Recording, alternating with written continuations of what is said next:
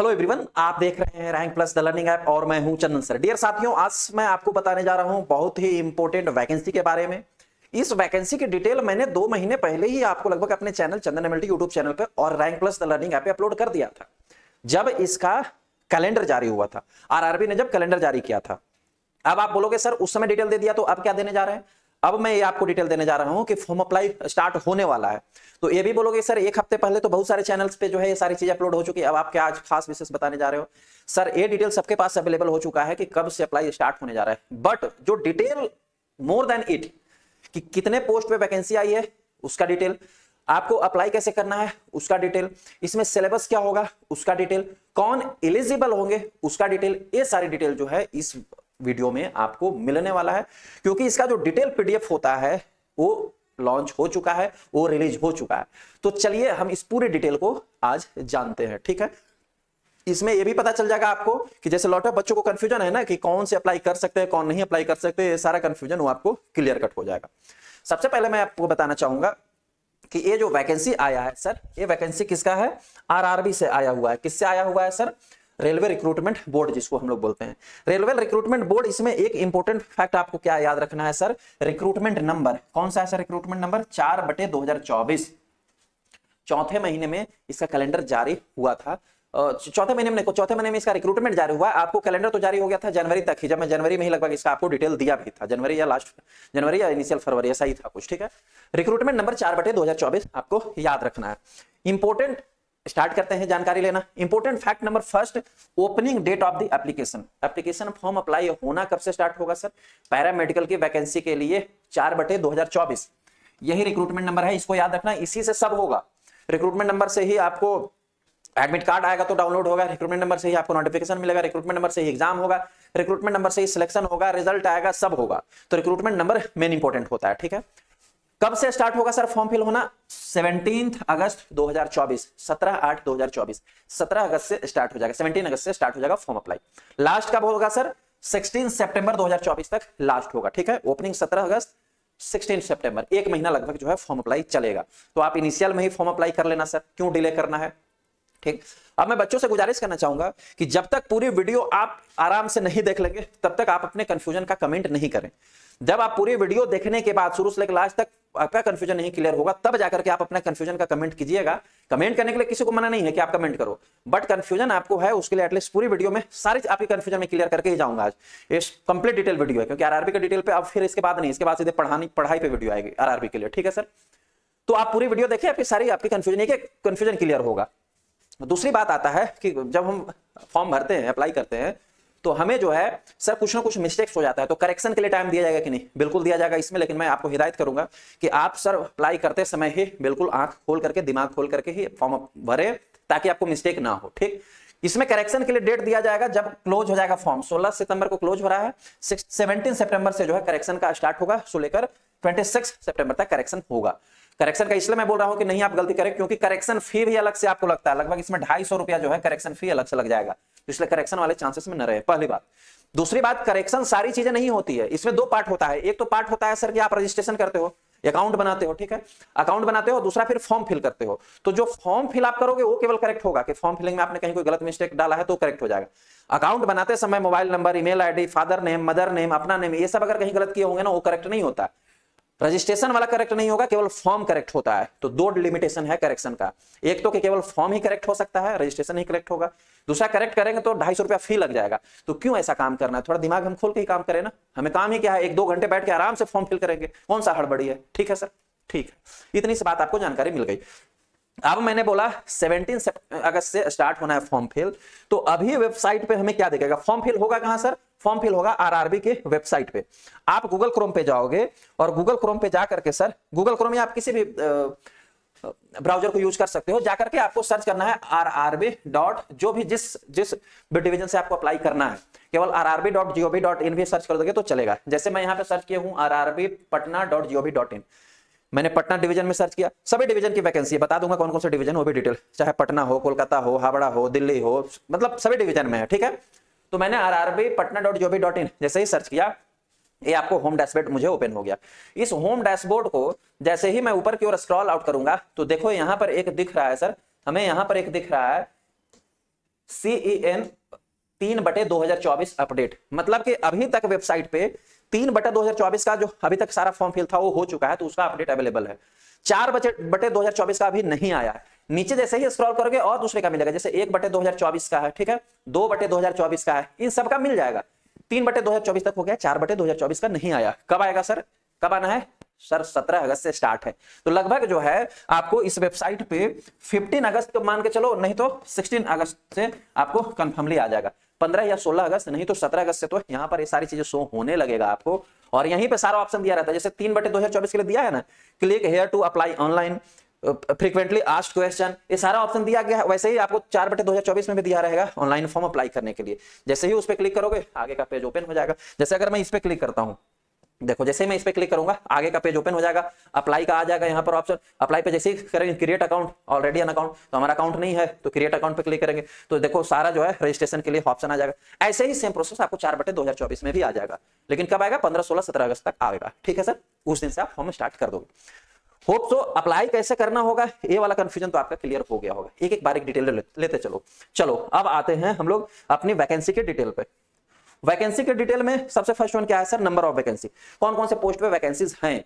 लगभग जो है वो 20 पोस्ट इसमें बनाए गए हैं। डाइटिशियन है, नर्सिंग सुपरिटेंडेंट है, ऑडियोलॉजिस्ट है, क्लिनिकल साइकोलॉजिस्ट है, नर्सिंग सुपरिटेंडेंट के सबसे ज्यादा 713 पोस्ट पे वैकेंसी है, ठीक है। पे लेवल भी 6 है इनका। डेंटल हाइजीनिस्ट है, डायलिसिस टेक्नीशियन है, health and malaria inspector grade 3 है, मलेरिया इंस्पेक्टर की 126 वैकेंसी है। लाइब्रेटरी सुपरिटेंडेंट है जो हम लोगों के लिए है, कितने नंबर पे है सर? 8 नंबर पे वैकेंसी, ठीक है। 6 पे लेवल है, 35,400 आपको बनेगा पेमेंट स्टार्टिंग में। B1 कैटेगरी का मेडिकल स्टैंडर्ड है, इसमें मेडिकल भी चाहिए होगा, आप भी बात करूंगा मेडिकल स्टैंडर्ड पर भी। एज लिमिट जो है 18 से 36 साल है सर, किसके लिए? लैब सुपरिटेंडेंट के लिए। ऑलराइट, 27 पोस्ट पे वैकेंसी है, ठीक है। परफ्यूनिस्ट है, फिजियोथेरेपिस्ट है, ऑक्यूपेशनल थेरेपिस्ट है, कैथ लैब टेक्नीशियन है, फार्मासिस्ट है। फार्मासिस्ट की जो वैकेंसी है वो 246 पे है, 246 वैकेंसी है, ठीक है सर। 20 से 38 साल इन लोगों को एज दिया गया है। रेडियोग्राफर टेक्नीशियन के लिए है, रेडियोग्राफर टेक्नीशियन के लिए 19 से 36 साल एज दिया गया है और वैकेंसी 64 है, ठीक है। स्पीच थेरेपिस्ट है, कार्डियक टेक्नीशियन है, ऑप्टोमेट्रिस्ट है, ECG टेक्नीशियन है। ECG टेक्नीशियन का 13 पोस्ट पे वैकेंसी है, 18 से 36 साल एज है। Laboratory technician, laboratory assistant grade 2 19 number पे और 8 नंबर पे 2 वैकेंसी आपके लिए है। लैबोरेटरी असिस्टेंट के लिए है, पे ग्रेड 3 लगेगा, 21,700 से पेमेंट स्टार्ट होगा। मेडिकल स्टैंडर्ड जो है B1 ही लगेगा, 18 से 36 साल एज लिमिट है और 94 पोस्ट पे वैकेंसी है। सुपरिटेंडेंट के लिए 27 और असिस्टेंट के लिए 94। 7, 4, 11 की एक, हाथ में एक, 9, 2, 11 और 1, 12। 7, 4, 11 की एक, हाथ में एक, 9, 2, 11, 1, 12, लगभग 121 पोस्ट पे वैकेंसी है।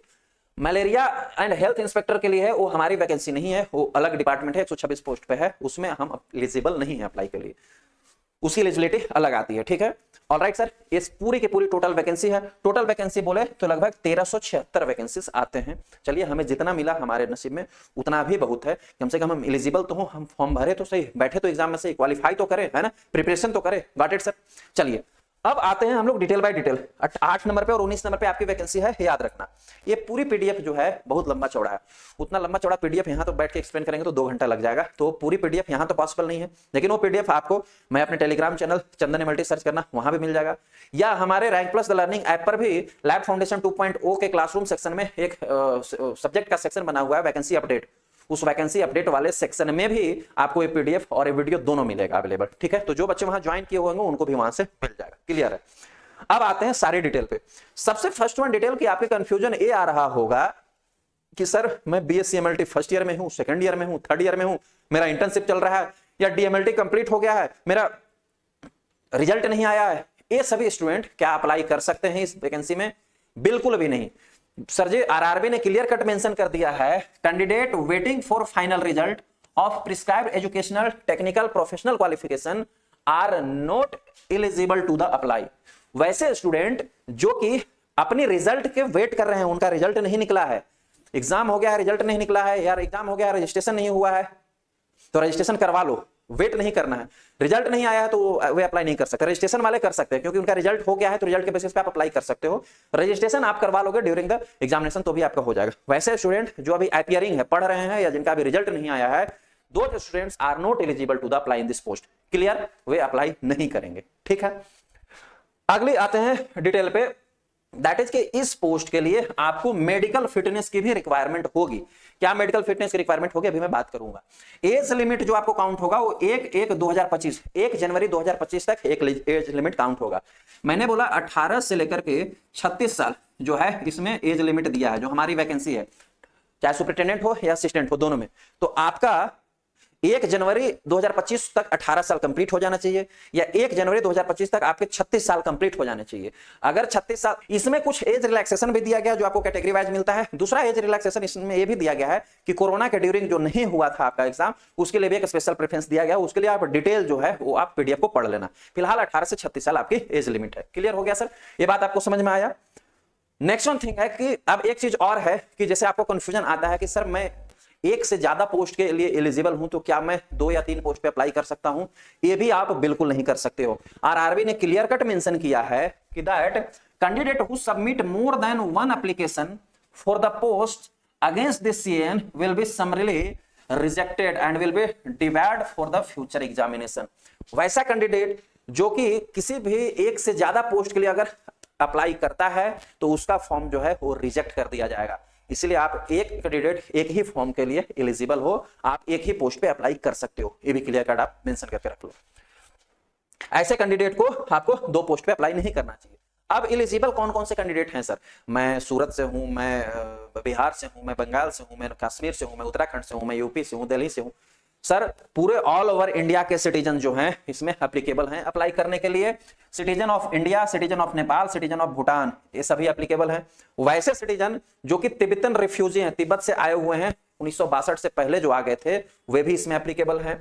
और भी इसमें दिया गया है कि इंडियन ओरिजिन जो कहीं और कंट्री से भी आए हुए हैं, जैसे कि Pakistan, Burma, Sri Lanka, east Africa, Kenya, Uganda, United Republic of Tanzania, ये सबसे जो रिफ्यूजी आए हुए हैं ना, और उनका परमानेंट सेटलिंग इंडिया में बन गया है, मतलब परमानेंट रेसिडेंशियल बन गया है, वे भी इसमें एप्लीकेबल होंगे अप्लाई करने के लिए। ये तो एक्सेप्शनल हो गया। फिलहाल तो हम इंडियन सिटीजन हैं, आप किसी भी स्टेट से होंगे तो आप एप्लीकेबल हैं अप्लाई करने के लिए। अब दूसरा क्वेश्चन बनेगा सर इसमें डिफरेंट जोन है। तो सपोज दैट मैं बिहार से हूं, ठीक है, और मुझे लैब सुपरिटेंडेंट में अप्लाई करना है, लेकिन बिहार जोन में लैब सुपरिटेंडेंट के लिए वैकेंसी अगर नहीं है तो क्या मैं अजमेर जोन में अप्लाई कर सकता हूं? बिल्कुल कर सकते हो। कोई भी स्टूडेंट किसी भी जोन में अप्लीकेबल एप्लीकेशन को अप्लाई करने के लिए एलिजिबल है, कर सकता है। याद बशर्ते ये रखना है कि जिस जोन में हमने अप्लाई किया है मेरी सर्विस भी उसी जोन के अकॉर्डिंग लगेगा। उस जोन की जहां जहां पोस्टिंग होगी मुझे वहां वहां पोस्टिंग मिल सकता है। फिर ये दिमाग में मत रखना कि मैं बिहार से हूं तो मेरे को फिर बिहार में पोस्टिंग मिल जाएगा, नहीं जी, बस ये केवल बात याद रखना है, ठीक है। आप अप्लाई कर सकते हो किसी भी जोन में। अब आते हैं फॉर्म फी पे। इस बार जो रेलवे को, मैं मुझे पता नहीं कैसे इतना बड़ा दया दृष्टि जो है रेलवे को हम स्टूडेंटों पे आ गया, ये बहुत बड़ी बात है। पहली बात मैं बताना चाहूंगा कि फॉर्म फिल करने जाओगे तो एप्लीकेशन फी अपने अकाउंट से कटवाना, ठीक है। अपने अकाउंट से पे करोगे तो इसमें जो है एप्लीकेशन फी रिफंड होना है, वो आपके ही अकाउंट में रिफंड होगा, वरना जिस अकाउंट से आप एप्लीकेशन फी कट करवाओगे उससे जो है उसी अकाउंट में रिफंड आएगा। रिफंड एप्लीकेशन फी क्या है सर? एससी, एसटी और एक्स सर्विसमैन और पीडब्ल्यूडी और फीमेल और ट्रांसजेंडर को छोड़ करके जितने भी हैं, जनरल, ईडब्ल्यूएस और ओबीसी, इन सबको जो है 500 फी लगना है, ठीक है। कितना? 500 फी लगेगा। लेकिन जब आप सर एग्जाम में आईपीआर होगे उसके बाद जो है आपको 400 रिफंड हो जाएगा। 400 वे रिफंड करेंगे, अगर कुछ बैंक का चार्जेज होगा 10-20 रुपया 40 रुपया तो वो भी कट सकता है, अदरवाइज 400 आपको रिफंड हो जाएगा। Rest of SC, ST, ex serviceman, PWD, female या ट्रांसजेंडर, ये सभी लोग हैं जो कि माइनॉरिटीज में आते हैं। ईबीएस के लिए, ईडब्ल्यूएस के लिए नहीं, ईबीएस के लिए, इकोनॉमिकल बैकवर्ड सेक्शन के भी कोई स्टूडेंट है तो उनको जो है इन सभी कैटेगरी को 250 फी लगेगा। और जब अगर आप एग्जाम में आईपीआर हो गए तो आपके पूरी फी 250 रुपया जो है वो रिफंड हो जाएगा। तो ये बहुत बड़ी बात है सर, ऐसा हो, मैं तो कहता हूं सभी एग्जाम में करें। हम बच्चे कितने फी देते रहे हैं, ये वाली शिक्षा कम से कम एम्स वालों को दो कि 2-2, 3-3 हजार फी रख देते हैं और हमें रिफंड भी नहीं देते, है ना।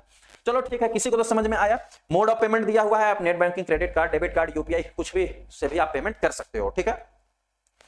अब आता है रिक्रूटमेंट प्रोसेस कि सर रिक्रूटमेंट इसमें होगा कैसे। सर सबसे पहले रिक्रूटमेंट होगा, आपको फॉर्म भरना है। फॉर्म भरने के बाद जो है आपको एग्जाम की डेट दी जाएगी। अभी एग्जाम का डेट नहीं निकला है कि कब होगा, बट मेरा ऐसा मानना है कि आपको सितंबर तो पूरा जा रहा है फॉर्म फिल करने में, अक्टूबर, नवंबर, दिसंबर 3 महीना मान करके चलो, क्योंकि जनवरी को लास्ट डेट इसने दिया है, एज लिमिट जनवरी तो लास्ट डेट दिया है, तो आप मान के चलो दिसंबर या जनवरी में आपका एग्जाम हो सकता है। तो आपको पढ़ने के लिए भी, हमारे पास तो बच्चे फिलहाल बहुत दिनों से पढ़ रहे हैं, जनवरी में दिया था तो उस समय से कुछ लोग पढ़ रहे हैं, कुछ लोग तो उससे पहले से ही हमारे पास प्रिपरेशन में लगे हुए हैं। तो अभी भी आपके पास बच्चे हैं उनको भी पढ़ाई स्टार्ट करना है, तो उनके लिए भी कम से कम अगस्त, आज जो है 9 अगस्त ही है, 9 या 10, आज 9 अगस्त है, तो कम से कम 20 दिन अगस्त में भी है, तो अगस्त, सितंबर, अक्टूबर, नवंबर, दिसंबर, 5 महीने तो एटलीस्ट आपके पास पढ़ने के लिए हैं, जो नए हैं उनके लिए भी, और जो पहले से पढ़ रहे हैं उनको तो 5 महीने रिवीजन के लिए है। तो हमारे पास 2.0 बैच में आप ज्वाइन करके अपना प्रिपरेशन स्टार्ट कर सकते हो, नहीं तो खुद से भी पढ़ सकते हो भाई, यहाँ कोई लिमिटेशन नहीं है। ऐसा कोई मत समझ लेना कि सर ने हमको बोल दिया तो हम वहीं एकदम बहुत बिजनेस कर रहे हैं। हमारे पास ऐसे आए थे कातकोरी, तो हम लोग ऐसा कुछ नहीं कर रहे हैं। जिसको प्रिपरेशन के इच्छुक है वो हमारे पास बेशक ज्वाइन कीजिए, हम सबसे बेस्ट कंटेंट प्रोवाइड कराते हैं, video lectures, PDF note, test series के MCQs PDF, MCQs video PDF सब हम लोग स्टैंडर्ड प्रोवाइड कराते हैं, आप किसी भी इंस्टीट्यूट से कंपेयर कर सकते हो। हाँ, कुछ बच्चे ऐसे हैं जिनको कहीं और इंस्टीट्यूट में ही बेटर लग सकता है, तो जिसको जहां बेटर लगता है वो वहां ज्वाइन करे, बस पढ़ना कंपलसरी है, ऐसा नहीं कि इसी इंस्टीट्यूट को ज्वाइन करना कंपलसरी है, ठीक है। पहली बात ये हो गई। दूसरी बात, जो फाउंडेशन बैच 2.0 के सिलेबस रिमेनिंग है वो कंप्लीट किया जा रहा है, आपको हार्डली से हार्डली सितंबर तक एक्सटेंड होगा, सितंबर तक कंप्लीट सिलेबस हो जाएगा। आप जो पढ़ाया गया है 80% से ज्यादा सिलेबस हो गया, आप उसको पढ़ते रहिए। 2-3 सब्जेक्ट्स हैं जिनको अभी कंप्लीट हम लोग रोज कर रहे हैं पर डे बेसिस पर, ठीक है। दिसंबर तक आपको रिवीजन का समय है, आप तब तक पढ़ सकते हो, ठीक है सर। अब हम लोग सिलेक्शन प्रोसेस समझते हैं, कैसे होगा सिलेक्शन प्रोसेस। सिलेक्शन प्रोसेस होगा सीबीटी एग्जाम से, कैसे, कंप्यूटर बेस्ड टेस्ट होगा, एक ही एग्जाम होगा, ठीक है, इसमें इंटरव्यू वगैरह नहीं होगा। आफ्टर कंप्यूटर एग्जाम अगर सीबीटी में आप सिलेक्ट हो जाते हो तो आपको डॉक्यूमेंट वेरिफिकेशन के लिए बुलाया जाएगा, सभी के सभी आपके ओरिजिनल डॉक्यूमेंट जो है वो वेरीफाई किए जाएंगे, ठीक है सर। कंप्यूटर बेस्ड टेस्ट होगा सर, कौन लेगा सर, आरआरबी लेगा, ठीक है। आरआरबी आपको एग्जाम का डेट अपने ऑफिशियल वेबसाइट पे ही देगा, आपको रेगुलर इंटरवल में चेक करते रहना है, ठीक है। अब जो एग्जाम कंडक्ट होगा, टाइम, डेट और वेन्यू, एक चीज और मैं बताऊंगा, जब आप ऑनलाइन सिलेक्ट कर रहे थे, जब ऑनलाइन फॉर्म भर रहे थे सर, उसी समय आपको वेन्यू भी सिलेक्ट कर लेना है कि आपको एग्जाम देना कहां है। उसमें 3-4 सेंटर आपको दे रहा होगा, ऑनलाइन फॉर्म भरते समय ही आप सेंटर सिलेक्ट करना, उन्हीं 3-4 में से कोई एक सेंटर आपको देगा, ठीक है। अब एग्जाम के पैटर्न क्या होंगे सर, एग्जाम में जो है वो आपको 100 क्वेश्चंस पूछा जाएगा, ठीक। एक क्वेश्चन 1 मार्क्स का होगा, यानी नंबर ऑफ क्वेश्चंस 100 हो गए, और मार्क्स भी कितने हो जाएंगे सर, 100 मार्क्स भी हो जाएगा, ठीक। 100 क्वेश्चंस को सॉल्व करने के लिए समय कितना दिया जाएगा सर, 90 मिनट का आपको समय दिया जाएगा, 1.5 घंटे का आपको समय दिया जाएगा। जो पीडब्ल्यूडी स्टूडेंट होंगे उनको 120 मिनट का समय दिया जाएगा, ठीक, समझ में आगे बात, उनको 2 घंटे का समय दिया जाएगा, जो फिजिकली हैंडीकैप्ड होते हैं उनको। ऑलराइट, नॉर्मल के लिए 100 क्वेश्चन 100 नंबर का है, 90 मिनट समय है हमें उसे सॉल्व करने के लिए दिया जा रहा है। क्वेश्चंस कैसे होंगे सर, ऑब्जेक्टिव क्वेश्चंस होंगे, मल्टीपल चॉइस ऑब्जेक्टिव क्वेश्चंस होंगे, मल्टीपल चॉइस क्वेश्चन दिया जाएगा, 4 ऑप्शन रहेंगे, उसमें से एक क्वेश्चन जो होगा वो करेक्ट होगा, ठीक। पैटर्न क्या रहेगा, इसमें से आपको 2 पैटर्न पे एग्जाम रहेगा। एक तो आपको जो है सीबीटी सिंगल सीबीटी टेस्ट में, एक तो आपको प्रोफेशनली जो कोर्स है उस कोर्स से आपके क्वेश्चंस आएंगे, और रेस्ट ऑफ 30 मार्क्स के क्वेश्चन जो है वो आपको मैं थोड़ा इस प्रकार से समझाना चाहूंगा। 2 रेशियो में क्वेश्चन रहेंगे, 70:30 रेशियो का रहेगा। 70 question 70:30 is equal to 100 question, ठीक है, 70 क्वेश्चन। 70 क्वेश्चन जो रहेगा वो प्रोफेशनल एबिलिटी से रहेगा। 70 क्वेश्चन जो 70 मार्क्स का रहेगा किससे रहेगा, प्रोफेशनल एबिलिटी, मतलब डीएमएलटी का अगर है तो डीएमएलटी से, बीएमएलटी का है तो बीएमएलटी के सिलेबस से क्वेश्चन रहेंगे 70 मार्क्स। 30 मार्क्स के जो क्वेश्चन रहेंगे उसमें से 10 मार्क्स रहेगा जनरल अवेयरनेस से, 10 मार्क्स रहेगा इंटेलिजेंस से, मतलब जीएस और मैथ कहो, रीजनिंग कहो, इन सब से। उसके बाद जनरल साइंस से रहेगा 10 क्वेश्चन, कितने हो गए सर, 30 क्वेश्चन हो गए, टोटल हो गए 100 क्वेश्चन, एंड टोटल हो गए 100 मार्क्स के, एक क्वेश्चन 1 मार्क्स के लिए। अब ये तो था पैटर्न 70:30 का। इसको सॉल्व करने के लिए हमें समय कितना मिलेगा सर, 90 मिनट का हमें समय मिलेगा, तो समय सफिशिएंट है, डोंट वरी। सबसे मेन इंपॉर्टेंट क्वेश्चन कि क्या इसमें नेगेटिव मार्किंग भी रहेगी, डेफिनेटली इसमें नेगेटिव मार्किंग दिया जाएगा सर। एक क्वेश्चन अगर आपको गलती होता है, for each wrong answer 1/3 of the marks will be allotted for the each question. अगर आपको सीबीटी में एक क्वेश्चन गलत होता है तो 1/3 नेगेटिव मार्किंग के लिए काटा जाएगा, मतलब अगर 3 क्वेश्चन गलत होता है तो एक सही क्वेश्चन का मार्क्स खत्म हो जाएगा। अगर हम 100 को मतलब 0.33 जो है, 0.33 जो है नेगेटिव मार्किंग है। ऐसे 0.25 किसी में नेगेटिव मार्किंग रहता है, लेकिन उससे ज्यादा है। 4 क्वेश्चन गलत होने पे एक सही क्वेश्चन गलत होता था, लेकिन इसमें लगभग 3 क्वेश्चन गलत होने पे एक क्वेश्चन आपका 1 मार्क्स आपका डिडक्ट हो जाएगा। तो 0.33 जो है इसमें आपको नेगेटिव मार्किंग भी है। अब एक चीज सर, एग्जाम किस लैंग्वेज में होगा, सर जी एग्जाम के इस बार मल्टीपल लैंग्वेज दिए हैं। देखिए प्राइमरली जो है आप जब फॉर्म भर रहे होंगे तभी आपको अपना मीडियम ऑफ द एग्जाम भी सिलेक्ट करना है कि आपको किस लैंग्वेज में एग्जाम देना है। प्राइमरली जो है इसमें आपको हिंदी और इंग्लिश 2 लैंग्वेज में तो रहेगा ही रहेगा क्वेश्चन, क्योंकि कंप्यूटर बेस्ड टेस्ट है, कंप्यूटर पे टेस्ट होना है। इसके अलावे 13 रीजनल लैंग्वेज में भी क्वेश्चन मिलेगा। अब आप तभी सिलेक्ट कर लो जब आप फॉर्म भर रहे थे, अभी जब आप फॉर्म भर रहे तभी कि आपको किस लैंग्वेज में एग्जाम देना है। कौन कौन से 13 इंडियन रीजनल लैंग्वेज है, आसामी है, बंगाली है, गुजराती है, कन्नड़ है, कोंकणी है, मलयालम है, मणिपुरी है, मराठी है, उड़िया है, पंजाबी है, तमिल है, तेलुगु है, उर्दू है।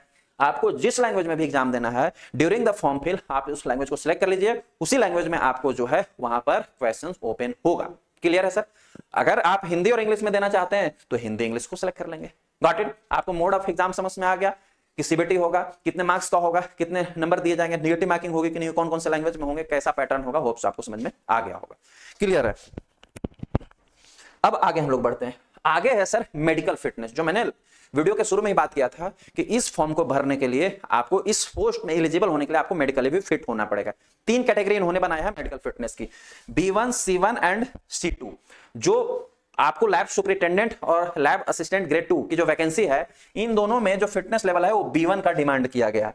फिटनेस लेवल कौन सा मांगा गया है सर, मैं जरा बता देना चाहता हूं, फिटनेस लेवल कौन सा मांगा गया है सर, B1। देखो यहां पर लिखा हुआ मेडिकल स्टैंडर्ड, ठीक है, और मेडिकल स्टैंडर्ड में 8 नंबर पे कौन सा मांगा गया है, B1 मांगा गया है, और 19 नंबर पे जो असिस्टेंट ग्रेड 2 है उसमें भी कौन सा मेडिकल फिटनेस स्टैंडर्ड मांगा गया है, B1। स्टैंडर्ड नंबर B1 क्या कहता है सर, B1 जो स्टैंडर्ड है वो कहता है कि जो आपको दूर का विजन, मेनली जो रेलवे में है विजन का होता है, ठीक है। देखो आप इसमें कंफ्यूज मत हो जाना कि मेरा चश्मा है सर जी, हम अप्लाई कर सकते हैं कि नहीं। बेशक कर सकते हो यार, चश्मा हो, लगा हुआ हो या नहीं लगा हुआ, उससे कोई फर्क नहीं पड़ता है, बशर्ते इसमें विजन दिया हुआ। अगर दूर का विजन, चश्मा लगा है तब भी, विद और विदाउट ग्लास, लगा के भी, ग्लास नहीं लगा है तब भी, दूर का विजन जो है 6/9 6/12 होना चाहिए, ठीक है। अब आप एक बार चेक करवा लेना डॉक्टर के पास जाके कि ये आपका विजन है कि नहीं।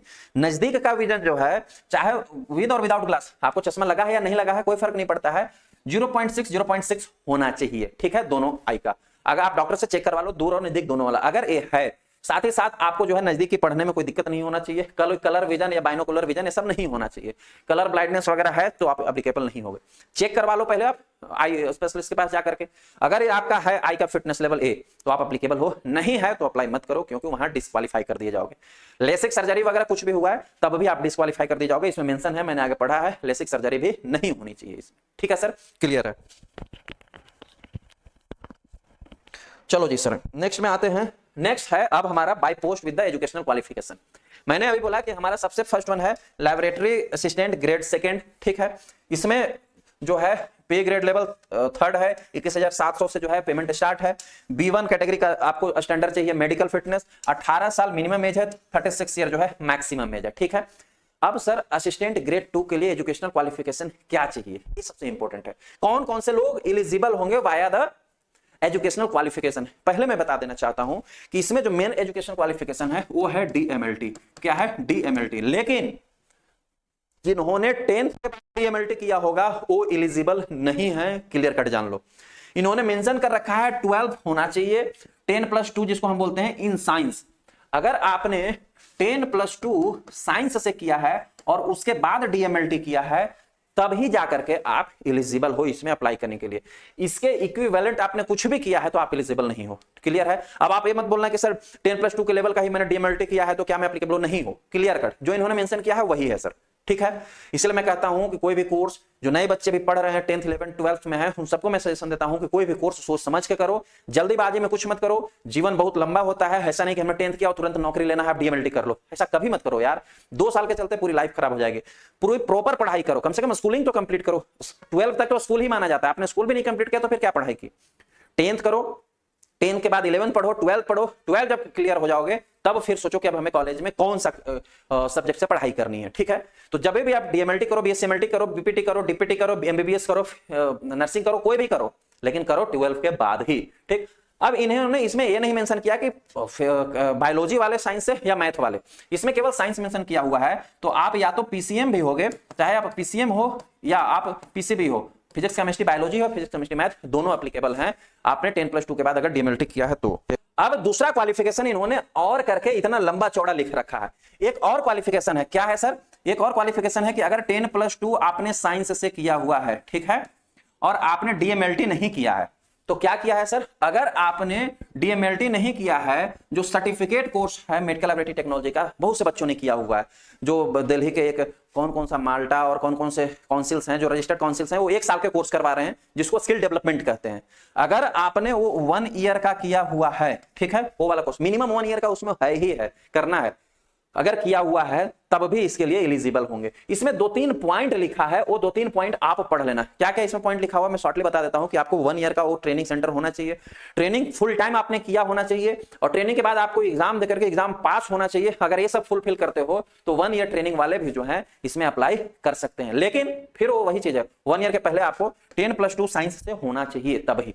यानी 10+2 दोनों के लिए रिकमेंडेड है। 10+2 के बाद डीएमएलटी या 10+2 के बाद 1 ईयर आपने टेक्निकल कोर्स किया हुआ है स्किल डेवलपमेंट, और वो भी जो है स्टेट गवर्नमेंट या सेंट्रल गवर्नमेंट से रिकॉग्नाइज है, अगर ये वाला भी तभी आप कर सकते हो, और डीएमएलटी वाला भी जब रजिस्टर्ड है तभी आप अप्लाई कर सकते हो। दिस इज द होप्स आपको एजुकेशनल क्वालिफिकेशन तो क्लियर कट हो ही गया होगा, ठीक है। अब हमारा दूसरा पार्ट आता है वो है दैट इज द अब हमारा दूसरा पार्ट आता है वो है दैट इज द अब हमारा दूसरा पार्ट आता है वो है that is the laboratory superintendent. Laboratory superintendent क्या है सर? लैबोरेटरी सुपरिटेंडेंट में 6 लेवल का पे है, 35,400 जो है इसका पेमेंट है, पे स्किल है, B1 स्टैंडर्ड का मेडिकल फिटनेस चाहिए, 18 साल मिनिमम है, 36 साल मैक्सिमम एज है, ठीक है सर। इसकी एजुकेशनल क्वालिफिकेशन क्या कहता है वो जरा सुनो, बड़ा इंटरेस्टिंग है इसकी भी एजुकेशनल क्वालिफिकेशन। इसकी एजुकेशनल क्वालिफिकेशन ये है कि यदि आपने बीएससी किया है, क्या किया हुआ है सर? आपने बीएससी किया है, ठीक। बीएससी किस किस चीजों से किया है? बायोटेक्नोलॉजी से किया है, या माइक्रोबायोलॉजी से किया है, लाइफ साइंस से किया है, या केमिस्ट्री से किया है, या बायोलॉजी से किया है। इन सभी में से किसी भी सब्जेक्ट से अगर आपने बीएससी किया है, ठीक है, उसके बाद बीएससी के बाद अगर आपने डीएमएलटी किया है, क्या किया है? DMLT, diploma in medical laboratory technology, तब आप सुपरिटेंडेंट वाले पोस्ट में एप्लीकेबल हो अप्लाई करने के लिए। बीएससी नॉर्मल से नहीं, बीएससी आपको टेक्निकल होना चाहिए, चाहे आप बायोटेक्नोलॉजी हो, केमिस्ट्री हो, बायोलॉजी हो, माइक्रोबायोलॉजी हो, लाइफ साइंस हो, इन सब में से किसी से भी आपने बीएससी किया है और उसके बाद आपने डीएमएलटी किया है। अब ऐसा नहीं होना चाहिए कि पहले आपने डीएमएलटी किया और फिर बीएससी किया, तब भी नहीं, ठीक। और नॉर्मल बीएससी नहीं अप्लाई कर सकते हो। या आपने अगर बीएससी नहीं किया है, आपने BSc in medical laboratory technology किया है, जो कि बीएमएलटी जिसको बोलते हैं, या जिसको हम बीएससी एमएलटी कहते हैं, अगर ये आपने कोर्स किया हुआ है, ये दोनों एक ही, बीएससी एमएलटी कहो या बीएमएलटी कहो, अगर आपने बीएमएलटी किया हुआ है तब भी इसमें अप्लाई कर सकते हो। दोनों पोस्ट में अप्लाई करने के लिए एक्सपीरियंस की रिक्वायरमेंट नहीं है, विदाउट एक्सपीरियंस फ्रेशर भी अप्लाई कर सकते हैं, बस आपका कोर्स कंप्लीट होना चाहिए, रिजल्ट आ जाना चाहिए, ठीक है, आप इसमें एप्लीकेबल हो गए अप्लाई करने के लिए। एक और बात, बीएमएलटी वाले उसमें असिस्टेंट में नहीं अप्लाई कर सकते हैं सर, और ना असिस्टेंट वाले इसमें अप्लाई कर सकते हैं, दोनों की एजुकेशन क्वालिफिकेशन अलग अलग है। होप तो आपको एजुकेशन क्वालिफिकेशन भी क्लियर हो चुका होगा। Now next one is that is the syllabus. Syllabus क्या दिया हुआ है उन्होंने सर? हमारे लाइफ फाउंडेशन 2.0 बैच का सिलेबस है, आप कंप्लीट पढ़ो। दोनों मैं कहता हूं असिस्टेंट के लिए भी और सुपरिटेंडेंट दोनों के लिए कंप्लीट है, इनफ है। आप दोनों पोस्ट में जो है उसको कंप्लीट प्रिपरेशन बढ़िया से बेहतर वे में कर सकते हो। हाँ, नॉन टेक्निकल हम नहीं पढ़ाते, नॉन टेक्निकल के लिए सिलेबस गाइड किया हुआ है, आप उसको पढ़ सकते हो उस प्रकार से कि नॉन टेक्निकल को पढ़ना कैसे है, ठीक है सर। लैबोरेटरी सुपरिटेंडेंट के लिए इन्होंने ये सिलेबस दिया हुआ है, इस सिलेबस को पढ़ना है सर, ठीक है। As well as laboratory assistant grade 2 के लिए भी इन्होंने ये सिलेबस दिया हुआ है, दोनों के लिए सिलेबस दिया हुआ है। आप इस सिलेबस को भी प्रिंट करवा सकते हो। एक चीज और मैं आपको बताना चाहूंगा, इसमें कुछ सिलेक्टिव सब्जेक्ट मेंशन नहीं भी है, ऐसा मत मानो कि उससे क्वेश्चन नहीं आएगा। बीएससी मल्टी में 12 सब्जेक्ट होते हैं, उन सभी से क्वेश्चंस आने हैं। इसमें कुछ सब्जेक्ट इन्होंने एक्स्ट्रा ऐड कर दिया है, जैसे सोशियोलॉजी है, साइकोलॉजी है। सोशियोलॉजी और साइकोलॉजी ये सब पढ़ना पॉसिबल नहीं है, ये सब जो कॉमन सेंस से जो क्वेश्चंस आएंगे उनको आपको खुद ही डील्स करना होगा। एक सब्जेक्ट इन्होंने फिजिक्स भी मेंशन कर दिया है, क्योंकि बीएससी वालों को भी दे रहे हैं ना अपॉर्चुनिटी। फिजिक्स से क्वेश्चंस मान के चलो रेयरली ही रहेगा, लेकिन एक आध क्वेश्चन तो पुटअप हो ही जाएगा अगर इन्होंने सब्जेक्ट मेंशन कर दिया है, उसको भी पढ़ना। क्योंकि अब जो बीएमएलटी कर रहा है बीएससी का फिजिक्स पे कैसे पढ़ सकते हो, और उतना वो पॉसिबल नहीं है। बाद बाकी ऑल थिंग्स कवर्ड है और कवर कर सकते हो। फिजिक्स के भी अगर आपके दिमाग में पुटअप क्वेश्चंस रह गए तो सॉल्व कर ही लोगे, नहीं रहे तो नहीं भी कर सकते हो, ठीक है। Rest of sir assistant grade में कोई भी एक्सटर्नल सब्जेक्ट नहीं ऐड किया है, पूरे के पूरे डीएमएलटी सब्जेक्ट है, इसमें पूरे के पूरे बीएससी एमएलटी बीएमएलटी के सब्जेक्ट हैं। आपको जो सब्जेक्ट इसमें मेंशन नहीं है बीएमएलटी के, वो सभी सब्जेक्ट को पढ़ना है। ऐसे तो सब मेंशन ही कर दिया है, और लगभग आपको सारी चीजों से क्वेश्चन आएगा। पढ़ना कैसे है, क्या पढ़ना है, सारे चीजों के लिए हम कोर्स लॉन्च कर चुके हैं, आप उस कोर्स से प्रिपरेशन करो। अब कुछ बच्चों के सवाल मन में ये आ रहे होंगे, अच्छा तो एक चीज और एक्सप्लेन कर देता हूं। नॉन टेक्निकल जो 30, ये तो था सर 70 मार्क्स वाला सिलेबस, ठीक है, ये है नॉन टेक्निकल के लिए सिलेबस इन्होंने दे रखा। जनरल अर्थमेटिक्स में क्या पूछेंगे, इंटेलिजेंस में क्या पूछेंगे, रीजनिंग में, अवेयरनेस में क्या पूछेंगे, और जनरल साइंस में ये क्या पूछेंगे, ये सारा कुछ इन्होंने लिख रखा है, ठीक है। हालांकि ये पूरी नॉन टेक्निकल के सिलेबस भी हम लोग पीडीएफ में आपको 2.0 बैच में वो भी दे चुके हैं कि वहां पर भी पीडीएफ अवेलेबल है। अब आपके दिमाग में आ रहा होगा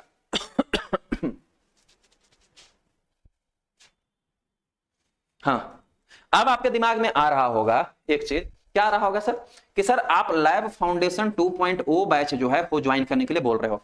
नया बैच लॉन्च होने वाला है क्या? बिल्कुल नया बैच भी लैब फाउंडेशन बैच 3.0 लॉन्च होने वाला है।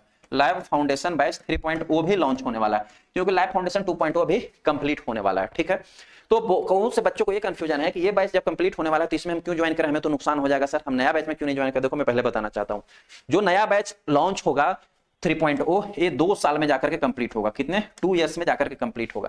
तो क्या आप 2 साल में आपका एग्जाम होगा और आपका सिलेबस कंप्लीट होगा तो आप 2 साल में एग्जाम दोगे? नहीं, एग्जाम तो 5 महीने में होने वाला है। तो उसके लिए वैसा बैच आपको चाहिए जो कंप्लीट हो चुका है। अब 2.0 बैच में जो लेक्चर हो चुके हैं, सभी रिकॉर्डेड लेक्चर्स और उनके पीडीएफ नोट्स जो है वो आपको अवेलेबल है। आप परचेज करके लेक्चर 1 से अपना प्रिपरेशन स्टार्ट करो, पहली बात। दूसरी बात आती है टेस्ट की। क्या बात आता है सर? टेस्ट की, कि टेस्ट हम कैसे देंगे? सर हमारे यहाँ ऐसा फैसिलिटी है कि जो टेस्ट पहले भी हो चुका है, हमारे यहाँ लाइव टेस्ट का मतलब ये नहीं है कि आपका मिस हो गया तो आप गए, अब नहीं दे सकते हो। हमने ऐसी फैसिलिटी बना रखी है कि जो टेस्ट अभी तक हो चुका है, मेरे ख्याल से 2.0 में 11 या 12 टेस्ट अभी तक हो चुका है, ठीक है, तो उन सभी टेस्ट को जो है आप जब भी क्लास ज्वाइन करो उनको एक एक करके बारी बारी से दे सकते हो। और इस 2.0 का टेस्ट जो है, मुझे लगता है 25-26 टेस्ट इसमें होने थे, मींस वो सभी होंगे। अभी टेस्ट बंद इसलिए है कि हमें पहले थ्योरी कंप्लीट करना है, फिर टेस्ट स्टार्ट करना है, क्योंकि आपको अभी दिसंबर तक हम रगड़ेंगे, पूरा रगड़ेंगे 2.0 को। जो बच्चा आरआरबी के लिए या ग्रुप 5 या अनदर बैच के लिए, एम्स के लिए भी ज्वाइन करे, सबको रगड़ाना है इसमें अभी। तो अभी सारे टेस्ट फिर स्टार्ट भी होंगे इसके लिए भी। तो अभी तक जो टेस्ट हो चुका है उसको भी आप टेस्ट दे सकते हो, एक टेस्ट फर्स्ट टेस्ट से लेकर अभी तक इतने हुए, और जो अभी फ्यूचर में टेस्ट होंगे उन सारे टेस्ट को भी आप दे सकते हो। तो टेस्ट का भी कोई पंगा नहीं होगा। आप बोलोगे 3.0 स्टार्ट हो जाएगा तो इसमें टेस्ट फिर होंगे? बिल्कुल होंगे। जितने टेस्ट इसके दिए गए हैं वो सारे टेस्ट जो है वो आपको मिलेंगे, कंफर्म मिलेंगे। विश्वास रैंक प्लस पे, विश्वास चंदन सर पे रखना है।